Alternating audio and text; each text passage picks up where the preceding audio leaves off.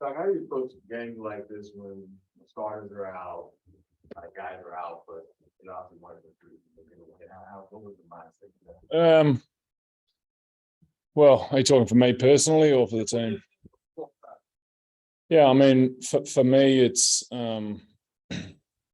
I play such a high intensity brand of basketball, and that's what I've got to do to stay at pace with some of these guys. So,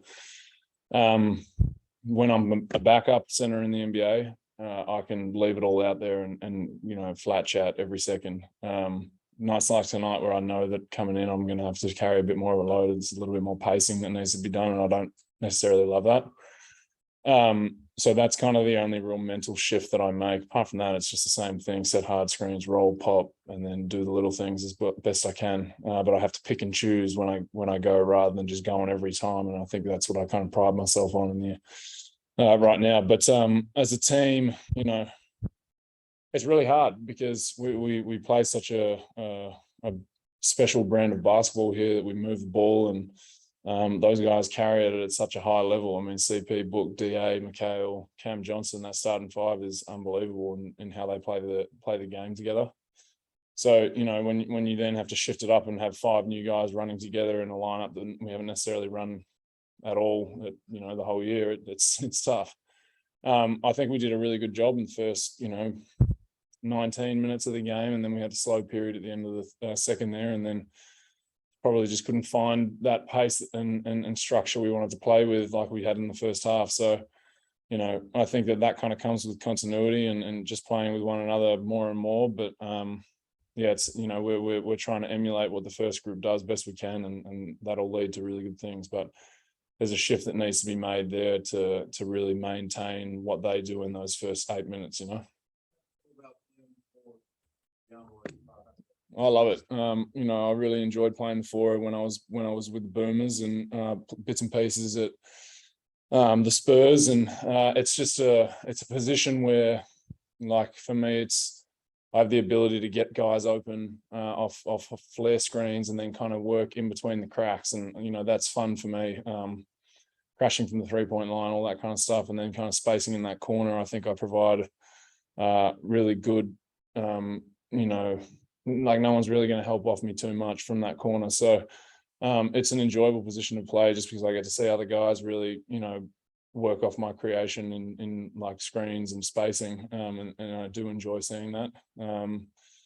But yeah, I love it. And I think that it's something that I hope that we work in a little bit more. I'd love to play with DA. The easiest assistant in the game right now is just throwing it to the big fella in front of the rim. So yeah.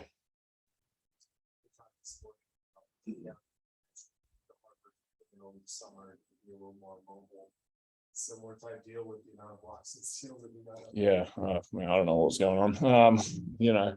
I guess, yeah. I mean, that definitely ties in that I'm able to kind of telegraph those passes a little bit better, and I think that just the Suns' defensive coverage really suits me, and I understand it a lot better than I ever have.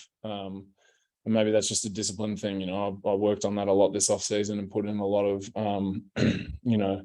in pickups, all of that. It's all on ball screens and pickups. So I played a lot this summer, and I think that really helped me come into this year with an understanding of what it was going to take to be, good defensively. And yeah, I think tonight was a good showing.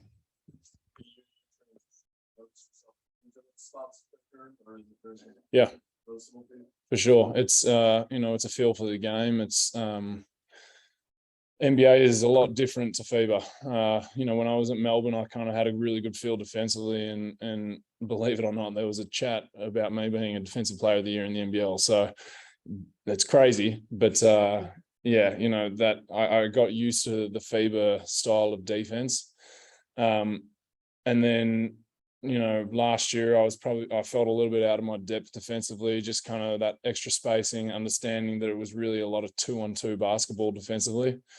And that's why this offseason, I speaking to Andrew Bogut a lot, just really took it on myself to, hone in on the defensive part of practice, of open gyms, all that stuff. And I think that's helped me a lot.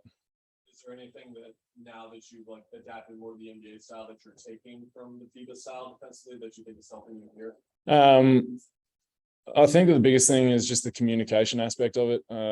Understanding what we're doing and being able to talk that through to other players really helps me then be in the right position, because I'm able to, it's like having a live conversation with yourself about what you're seeing, in real time. And that really helps me to telegraph where things are going and make reads. I don't want to sit up here and act like I'm a defensive specialist, but I think that just being able to have that understanding of what we're doing and being able to talk guys through it helps me then to, put that in practice.